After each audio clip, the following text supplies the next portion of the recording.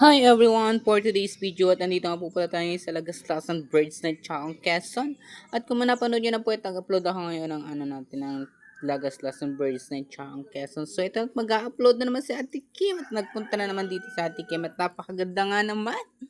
At diba't naligo na nga tayo doon at tayo, ako nag-upload na nga ng video dito nung isang araw pa lamang at ngayon ay tagbalik ulit ako dito at napakaganda nga pala ng Lagaslasan Birds Night Chaong Quezon.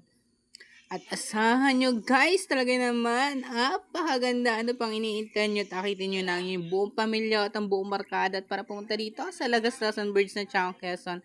At sa panahon nga naman to at napakainit, sobra at ang sarap-sarap talaga magbabadot.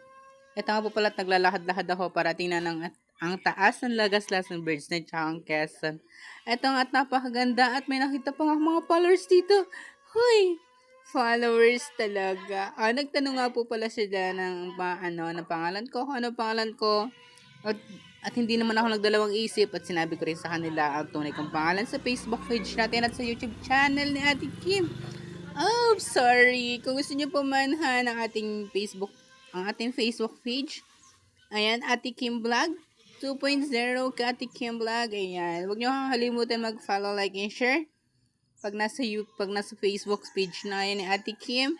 So, pag nandito pa lang tayo, ay thank you so much pa rin sa mga nanonood at like and share naman ang ninyo sa akin. Thank you talaga mga ka-followers ko. At syempre, kung gusto niyo pumunta dito, comment nyo lang dyan sa baba at ating titingnan, ating babasahan at tutulungan pa rin kayo natin game vlog. Thank you so much guys. So, puputuloy na lang natin ang ating video. Hanggang dito na lang Huwag niyo kakalimutan si Ate Kim Vlogs. Hoy, ay ito nga pala at may mga nagsasayawan pa pala dito sa dulo.